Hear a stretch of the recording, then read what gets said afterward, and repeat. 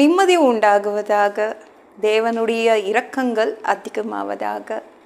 தேவன் என்ன சொல்கிறாங்கன்னா, எந்த வசனம் கொடுக்குறாங்கன்னா, நெகேமியா 8:10, விசாரப்பட வேண்டாம், கர்த்தருக்குள் மகிழ்ச்சியாக இருப்பதே உங்களுடைய பலன். என்னங்க, நான் எல்லா பக்கமும் வீக்காக தான் இருக்கேன், எந்த பக்கமும் நான் ஸ்ட்ராங் இல்லை, எதுலேயும் நான் வலிமை இல்லை, என் குடும்பம் வலிமையாக இல்லை, எல்லா பக்கமும் நாங்கள் வீக்காக தான் இருக்கோம்.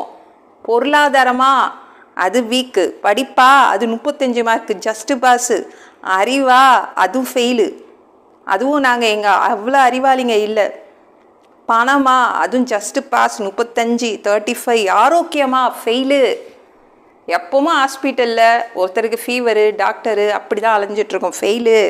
நிம்மதியாக முட்டை 0 மார்க், சுத்தமாக நிம்மதி இல்லை, எல்லாத்துலேயும் வீக்கு, நான் எல்லாத்துலேயும் குறைந்து காணப்படுறேன். எப்படி பலனை ஏற்றுறது? ஈஸி தான் பலனை ஏற்றுறது அப்படின்னு இந்த வசனம் சொல்லுது. கர்த்தருக்குள் மகிழ்ச்சியாக இருக்கணும், அப்போ உங்கள் எல்லா பக்கமும் பலன் ஏறிடும். கர்த்தருக்குள் மகிழ்ச்சியாக இருக்கணும். இப்போது நாம் எல்லாரையும் சந்தோஷப்படுத்தணும்னு ஆசைப்படுறோம். உங்கள் வீட்டுக்கு யாராவது சொந்தக்காரங்களோ உறவினர்களோ ஃப்ரெண்ட்ஸோ வந்தால் என்ன பண்ணுவோம்? எவ்வளோ நம்ம நல்லவங்களோ அவ்வளோ நல்லவங்களாம் நம்ம காட்டுவோம்.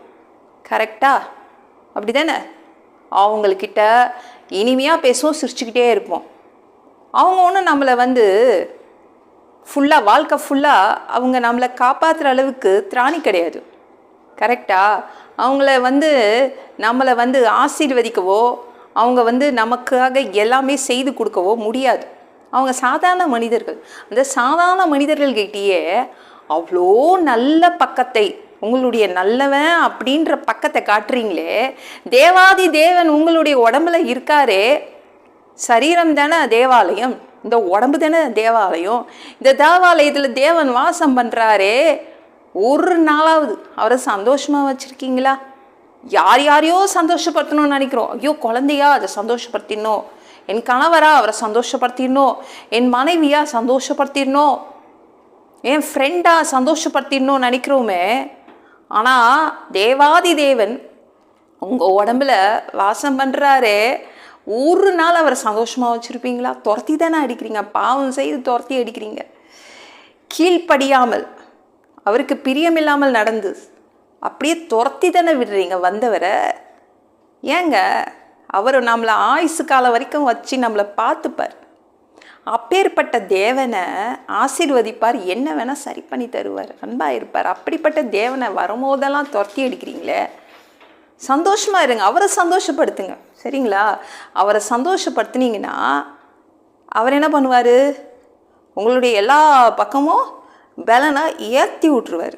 இதிலெல்லாம் நீங்கள் வீக்கோ, அதில் எல்லாமே உங்களுடைய பலன் அப்படியே ஏறும். சரிங்களாங்க? யாரை சந்தோஷமாக வச்சுக்கணும்? தேவனை. மற்றவங்கள சந்தோஷமாக தான் வைக்கணுங்க, ஆனால் தேவாதி தேவனுக்கு அதிகமாக சந்தோஷமாக வச்சுக்கோங்க. ஏன்னா அதை தவறிடுறோம், கோட்டை விட்டுறோம். எங்கள் தேவனை போய் சந்தோஷமாக வச்சுக்கோங்க, ஏங்க அதை போய் கோட்டை விடுறீங்க? அந்த கோட்டை விடாதீங்க, அது உங்கள் வாய்ப்பு. அது தேவாதி தேவனை நீங்கள் சந்தோஷமாக வச்சுக்கோங்க, அப்போ நம்ம பலன் பெருகும். எல்லா பக்கமும் பலன் பெருகிடும். சரிங்களா?